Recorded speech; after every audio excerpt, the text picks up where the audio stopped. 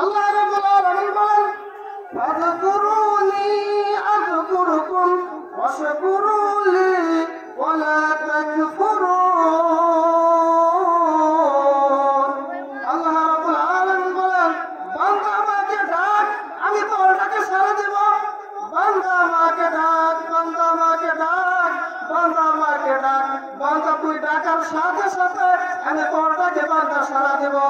আল্লাহ রাব্বুল আলামিন বলেন, বান্দা যখন বিপদে পড়ে, মুসিবতের মধ্যে পড়ে আমাকে ডাকে, আমি তার ডাকে সাড়া দেই। কিন্তু মুসিবত থেকে উদ্ধার হওয়ার পর বান্দা আমার সাথে শিরকি করে।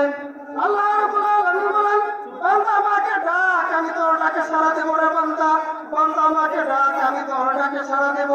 ওয়াশকুরুলি, বান্দা আমার শুকরিয়া আদায় কর। ওয়ালা তাকফুরুন,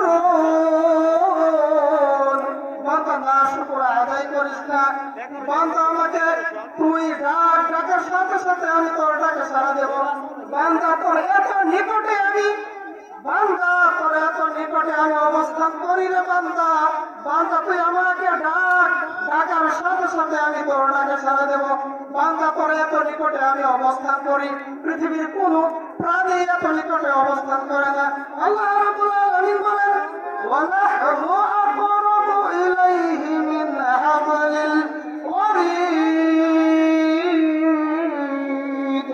আল্লাহ রাব্বুল আলামিন বলেন, বান্দা আমি তোর এত নিকটে অবস্থান করি, পৃথিবীর কোন প্রাণী এত নিকটে অবস্থান করতে পারে না।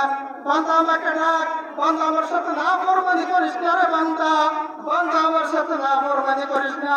আল্লাহ রাব্বুল আলামিন বলেন, কাইফা তাকফুরুনা বিল্লাহ, কাইফা তাকফুরুনা বিল্লাহ। বান্দা কেমন করে আমি আল্লাহকে অস্বীকার করিস? বান্দা কেমন করে আমি আল্লাহর সাথে নাফরমানি করিস? আল্লাহ রাব্বুল আলামিন বলেন, ওয়া কুনতুম আমওয়াতা।